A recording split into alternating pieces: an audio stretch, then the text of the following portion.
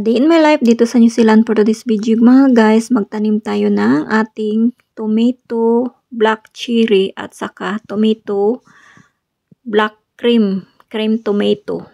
Yun yung mga variety na itatanim natin ngayon guys. Kung gusto nyong malaman kung paano magtanim, samahan nyo ako ngayon guys. Magtanim tayo ng ating seedling na tomato. So, una nyan guys, pinalambot ko muna itong lupa na pinagtaniman ko ng tomato, kamatis. So, ayan guys, nabili ko pala itong kamatis sa warehouse banning or sa nagbibinta ng mga seedling ng mga halaman. So, ayan nga guys, yung nabili ko ito dito sa warehouse banning. 6 na piraso yung nakalagay sa isang guys, pero yung laman sa loob ay may extra pala silang nilagay. So, 11 lahat. So, ayan nga guys, na-surprise ako. Akala ko 6 lang. So, may extra pa pala na 5. So, ayan nga. Pagkatapos niyan guys, pinalampot ko na itong lupa na pagtaniman ko ng aking kamatis. Ayan guys. So, talagang ipalambutin muna natin itong lupa na pagtaniman natin ng pag nag-transplant tayo ng ating kamatis na seedling kasi nga para mabilis niyang ma-absorb yung tubig sa roots niya at mabilis siyang mabuhay. So ayan nga guys, dinurog-durog ko muna yung mga lupa hanggang sa maging powder soil na siya. So ayan, dahan-dahan kong hiniwalay yung isa't isa na seedling tapos idiin ko ng kaunti. Tapos tabunan ko siya ulit. Tapos yung pagtanim pala niyan guys ay medyo pahiga para dadami yung kanyang roots habang tumatagal. So ayan na nga guys. Ito pala yung variety na black cherry tomato. So may black tomato pala dito sa New Zealand guys. Ayan. Ganyan lang magtanim. So konting diin lang tapos tabunan mo siya. Tapos ayan nga guys. Parang medyo pahigain mo siya para dadami yung kanyang roots. At paglalaki na siya, marami na siyang roots. So, mabilis siyang maka-absorb ng nutrients. Tapos, marami din siyang mai-produce na mga bunga. So, ayan nga, medyo pahiga guys. Tapos, dinurog ko yung lupa. Tapos, i-press mo siya ng kunti. Tapos, ayan, tabunan mo siya ulit. Pagkatapos niyan guys, ay diligan mo kagad para hindi sila ma-dehydrates or hindi sila matuyuan.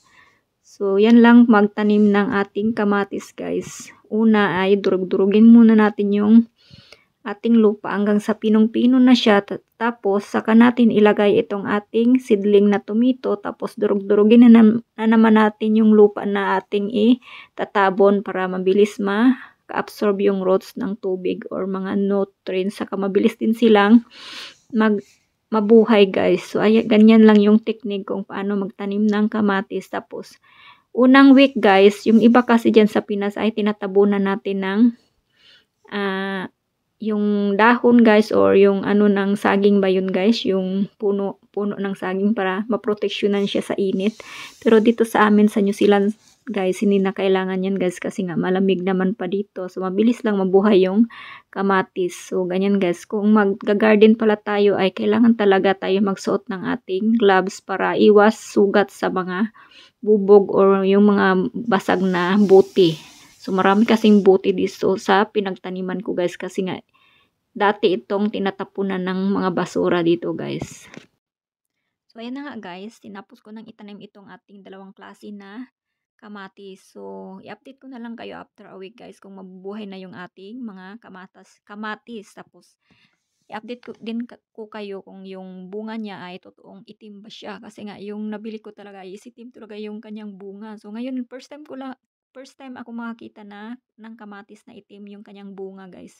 Kaya bumili talaga ako. Hindi ko talaga pinalampas. Kahit nga may kamatis na ako, ibang variety ay namangha talaga ako dito sa itim na kamatis. Kaya hindi na ako nagpatumbik-tumbik ay bumili na kaagad ako guys. Ayan, dalawang variety pala itong tinanim ko na kamatis. Yung isa black cherry tomato. Tapos yung isa naman black cream tomato. Yung black cherry tomato ay medyo maliliit yung kanyang bunga. Tapos itong black cream tomato naman is malalaki yung kanyang bunga. So, i-update ko na lang kayo guys kung malalaki ba tong cherry or maliliit lang siya na plant ng tomato, kasi nga yung nasa picture is maliliit lang yung kanyang bunga.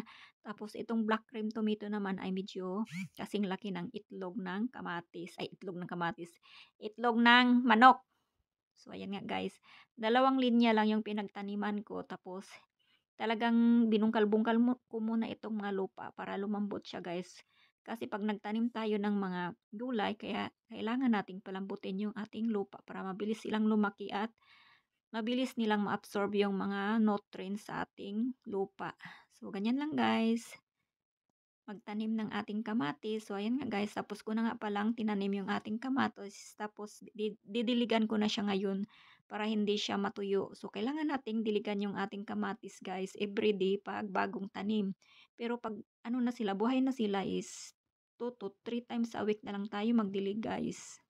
Pero pag bagong tanim talaga, araw-araw talaga natin silang diligan para mabuhay sila kaagad guys. Kasi kailangan talaga nila ng tubig sa kanilang roots para hindi sila mainitan or hindi sila matuyo. So hanggang dito na lang guys. Thank you for watching. I hope you like my video and paki-comment na lang sa baba kung saan kayong bansa na nanonood para alam ko kung saang bansa ito nakakaabot itong aking video. Hanggang dito na lang ang aking video guys. Thank you for watching. Hanggang sa susunod. Bye-bye! So ayan na yung ating bagong tomato plant.